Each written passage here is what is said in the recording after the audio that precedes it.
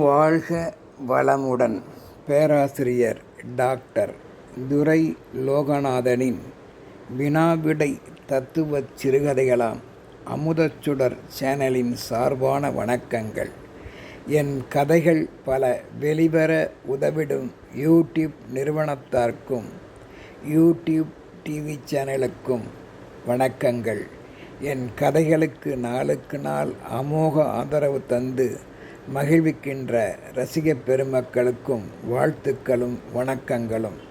வாருங்கள், இன்றைய சிந்தனைக்குரிய சிறுகதையாம் கற்பனை மாமன்னன் கதையை காண்போம். உலக வழக்கில் சிலர் எப்பொழுதும் ஓர் வினோதமான நோக்கமும் பார்வையும் சிந்தனையும் உடையவர்களாக விளங்குகின்றனர். அப்படிப்பட்டவர்கள் தாங்கள் காண்கின்ற எதிலும் புதுமையோடு எண்ணி பார்க்கின்ற சக்தி படைத்தவர்களாகவும் இருக்கின்றனர். அவர்களின் அன்றாட இயல்பான சொல் விளையாட்டில் கூட சில உண்மை கூற்றுகள் சிந்திக்க வைக்கும்படியாகவும் இருக்கின்றன. அப்படிப்பட்ட மாமன்னனை இந்த கதைக்குள் காண்போம். ஓர் ஊரில் இரு குடும்பஸ்தர்கள் பேசிக்கொண்டே சாலை வழியாக வந்த வண்ணம் இருந்தனர். சாலைகளின் குறுக்கேயும் நெடுக்கேயும் கவனமில்லாமல் சாலை விதிகளை பின்பற்றாமல் போக்குவரத்துகளும் நடைபயணங்களும் இருப்பதைக் கண்டு பிரமித்து போயினர். கற்பனை மாமன்னனான அந்த மன்னார் சாமிக்கு சாலையை உற்று நோக்கும்போது அதில் ஸ்பீடு பிரேக் இருக்க கண்டான். அந்த ஸ்பீடு பிரேக்கையே உற்று கவனித்து கொண்டே இருந்தான். இருந்தாலும் ஸ்பீட் பிரேக்கை பற்றி எவரும் கவலைப்படாமல் பறந்து பறந்து அதை தாண்டி சென்று கொண்டிருந்தனர் என்பதே உண்மை. அக்காட்சிகளையும் மாமன்னன் கண்டு தம் சொல் விளையாட்டை தன் நண்பனிடம் எடுத்து கூறினான்.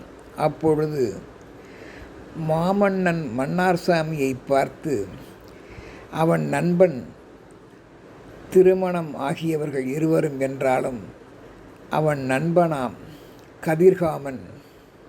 என்னப்பா கற்பனைவாதி மன்னார் சாமி, அடிக்கும் வெயிலையும் போக்குவரத்துக்களையும் மறந்துவிட்டு அப்படி என்ன உற்று உற்று அந்த ஸ்பீடு பிரேக்கை பார்க்கிறாய்? இல்லையப்பா, ஸ்பீடு பிரேக் எதற்காக போடுகிறார்கள்? நம் நன்மைக்குத்தானே. பயணிப்பவர்கள் அதை கவனமாக கண்டு அதன் விதிகளை பின்பற்ற வேண்டாமா? எனக்கென்னமோ என் கற்பனை ஓட்டத்தில் இன்று தோன்றுவது, இந்த ஸ்பீடு பிரேக் என்பதற்கு தமிழ் வார்த்தை என்ன? சொல்லு பார்ப்போம். அதுவா நண்பா? வேகத்தடை என்பார்கள். ஓ, சரியாக சொன்னாய். நான் என் கற்பனை ஓட்டத்தில் அதை ஒரு கவிதையாக சொல்லுகிறேன், கேட்கின்றாயா நண்பா? சொல் நண்பா. அதற்காகத்தானே உன் வரவையும் உன் உறவையும் எதிர்பார்த்து நாளும் காத்திருக்கின்றேன்.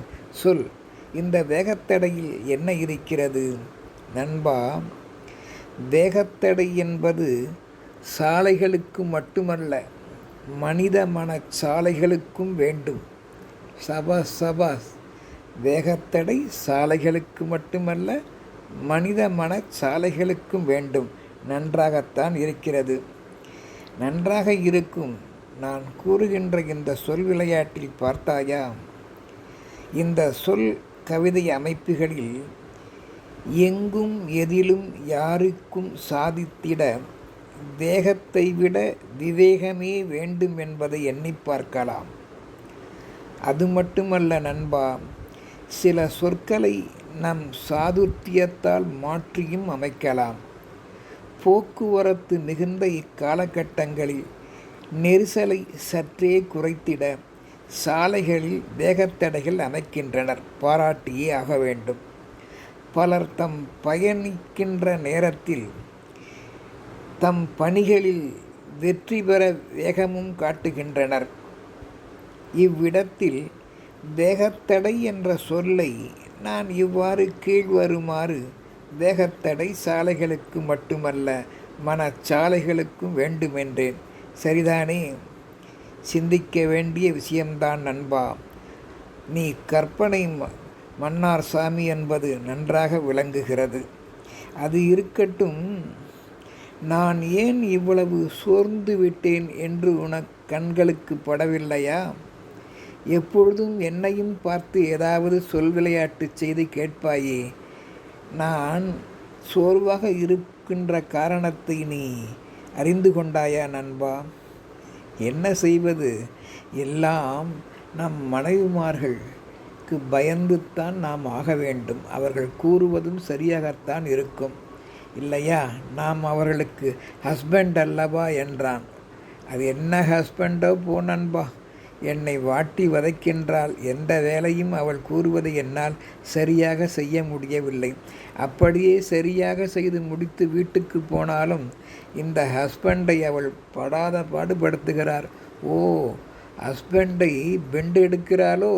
ஆமாம் நண்பா, சரியாக சொன்னாய். கற்பனைவாதி அல்லவா? ஆம். உனக்கு ஒன்று புரிகிறதா நண்பா? ஹஸ்பண்ட் என்று நமக்கு பெயர் சரிதான். மனைவிமார்கள் நம்மை பெண்டெடுப்பதால் ஹஸ்பண்டு தான். ஆனால் கனவு உலகில் ஹஸ்பண்ட் தன் போக்கிற்கு சரியாக இல்லையேல் சஸ்பெண்ட் ஆகி விடுவோமோ என்று பலவிதமாக தங்கள் சொற்கள் நயத்தை கற்பனையோடு எண்ணி பார்த்து மகிழ்ந்து சென்றனர்.